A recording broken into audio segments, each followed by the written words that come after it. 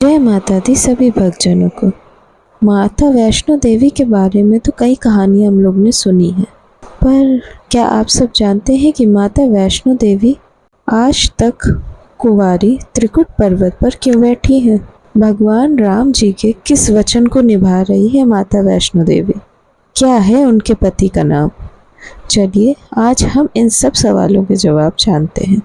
जम्मू के त्रिकुट पर्वत पर एक भव्य गुफा है। इस गुफा में प्राकृतिक रूप से 3 पिंडी बनी हुई है। यह पिंडी देवी सरस्वती, लक्ष्मी और काली जी की है।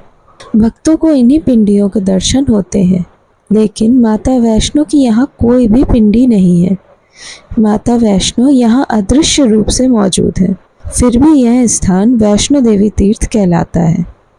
इसका कारण यह है कि माता यहाँ अदृश्य रूप से उस वचन को पूरा करने का इंतजार कर रही हैं जो भगवान श्री राम ने लंका से लौटते समय देवी त्रिकुटा को दिया था। इस संदर्भ में कथा है कि धर्म की रक्षा के लिए भगवान विष्णु के अंश से एक कन्या का जन्म दक्षिण भारत में रामेश्वरम तट पर पंडित रत्नाकर के घर हुआ था।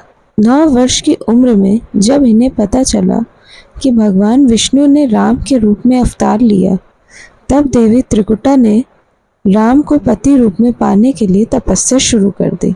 सीता हरण के बाद भगवान राम जब सीता जी को ढूंढते हुए रामेश्वरम तट पर पहुंचे, यहाँ राम और त्रिकुटा की पहली मुलाकात हुई थी।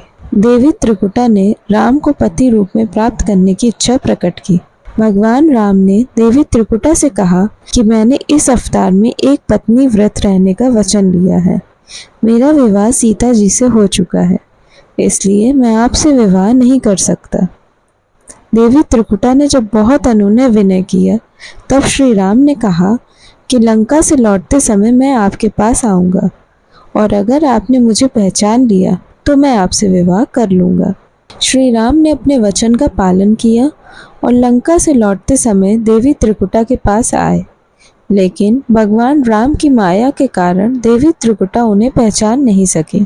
त्रिकुटा देवी के दुख को दूर करने के लिए श्री राम ने कहा कि देवी, आप त्रिकुट पर्वत पर एक दिव्य गुफा है। उस गुफा में तीनों महाशक्तियाँ महासरस्वती, महालक्ष्मी और महाकाली पिंडी रूप में विराजमान हैं। आप उसी गुफा में जाकर प्रतीक्षा कीजिएगा। कलयुग में जब मेरा अवतार होगा, जिसका नाम कल्कि होगा, जब मैं कल्कि अवतार लूँगा, तब मैं आकर आपसे विवाह करूँगा।